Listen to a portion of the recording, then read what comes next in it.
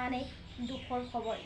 জনপ্ৰিয় অভিনেত্ৰীগৰাকী জটিল ৰোগত আক্ৰান্ত হৈ পৰিছে। জনপ্ৰিয় অভিনেত্ৰীগৰাকী এই খবৰটো পোৱাৰ লগে লগে শিল্পী সমাজত দুখৰ বন্যা নামি আহিছে। আমি আমাৰ চেনেলৰ তৰফৰ পৰা তেখেতৰ সুস্বাস্থ্য কামনা কৰিছোঁ। তেখেত যাতে সোনকালে সুস্থ হৈ উঠে। নমস্কাৰ বন্ধু বান্ধৱীসকল, আপোনালোক সকলোকে স্বাগতম জনাইছোঁ।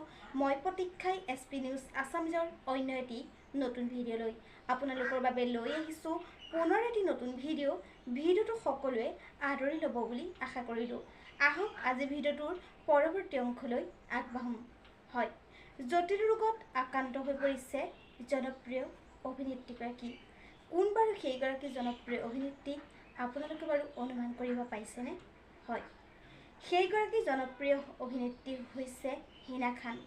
তেওঁ হৈছে ইয়ে ৰিষ্টা ক্যা কহলাতা ধাৰাবাহিকখনত অভিনয় কৰা জনপ্ৰিয় অভিনেত্ৰীগৰাকী।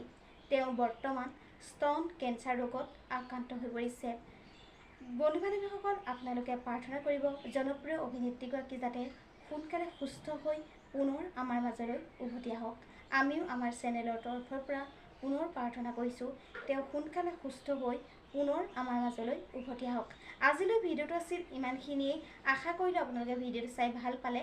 তেন্তে ভিডিঅ'টোত এটা লাইক কৰিব, কমেণ্ট কৰিব, শ্বেয়াৰ কৰিব, লগতে চেনেলটো ছাবস্ক্ৰাইব কৰি কাষতে থকা বেল আইকনটো প্ৰেছ কৰি অল কৰি দিবলৈ নেপাহৰিব। ধন্যবাদ।